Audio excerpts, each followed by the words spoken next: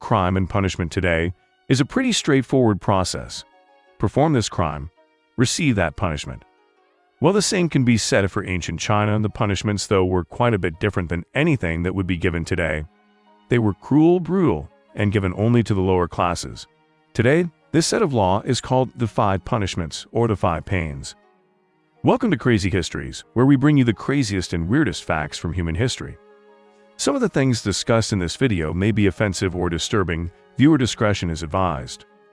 Where did the 5 punishments come from?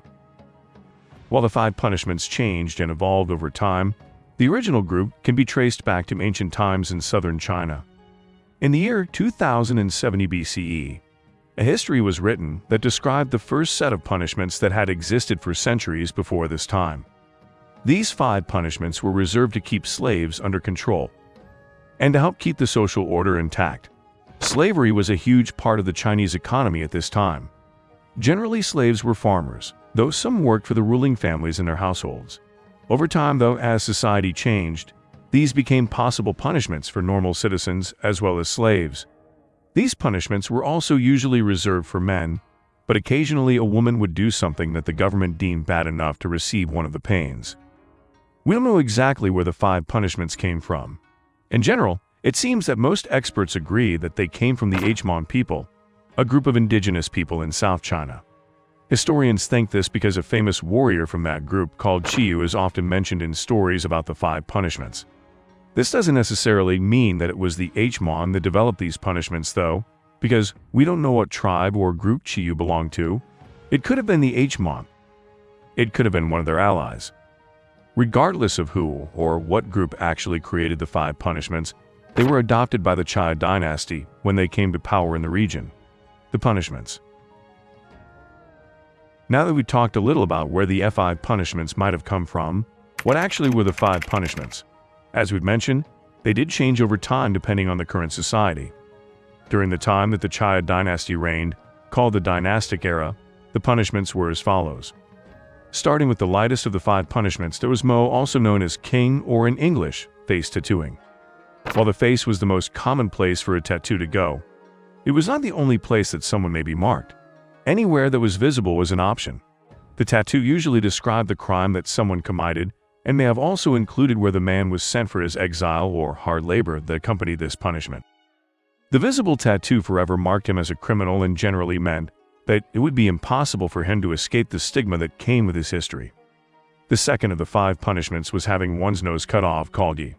Slightly more intense than a face tattoo, this also visibly marked the man as a criminal forever. An unintended side effect of this punishment was often death.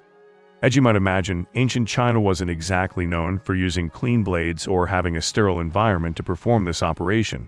As a result, many men got infections and died from the procedure. Worse than having a nose removed was having a foot removed. This punishment was called yu.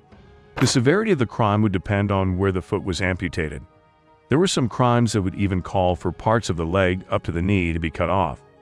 The specific crime would also determine if the left or right foot or leg was cut off, like having a nose cut off.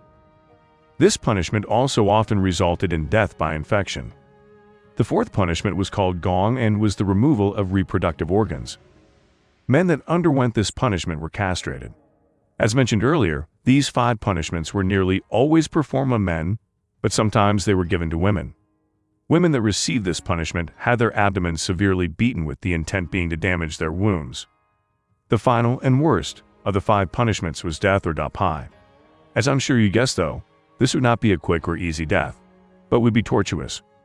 Common deaths included but were not limited to quartering, boiling, or grilling a person alive, decapitation, being drawn by chariots, strangulation, and thousands of small cuts.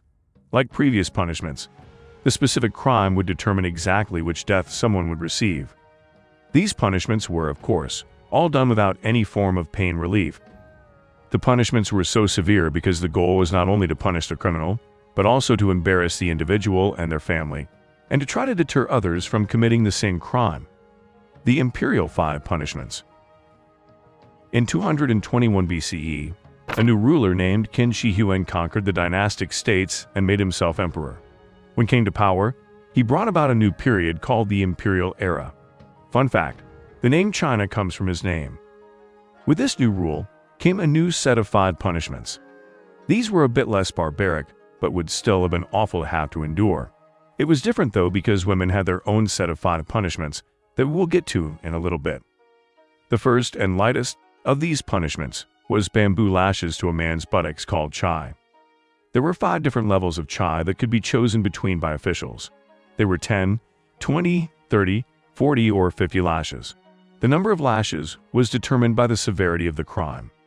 The second punishment was similar to the first, but slightly more severe.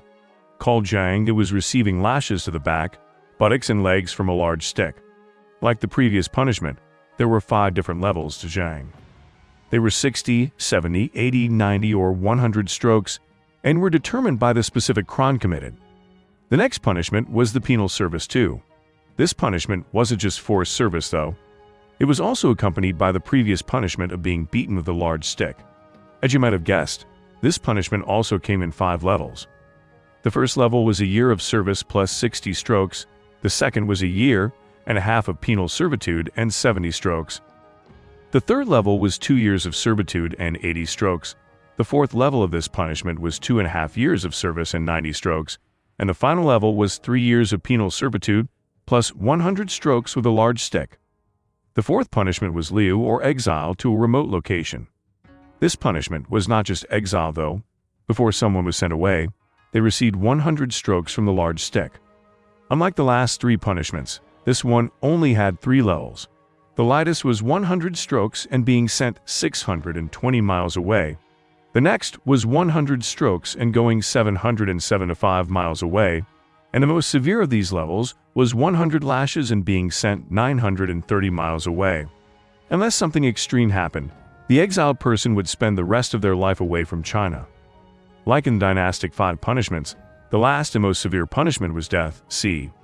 Unlike in the dynastic punishments, though these deaths were much less cruel and were less about embarrassment.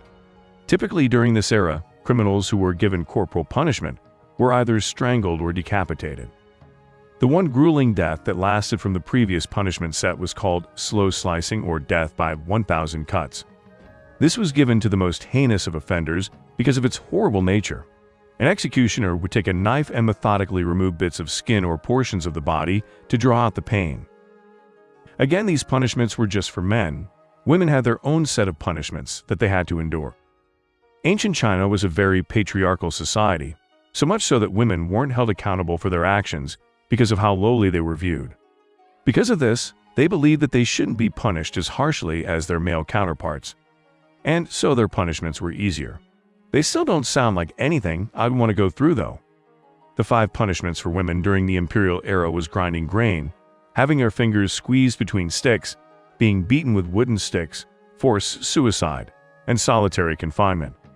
These punishments all sound pretty awful, and it is a terrible thing that anyone had to endure them, even someone that was a hardened criminal. I suppose that's why the alternate name to them was the 5 pains, though. Which of these punishments sounds the worst to you? Let us know down in the comments. While you're at it, be sure to give us a like, a follow, and stay tuned for more crazy histories.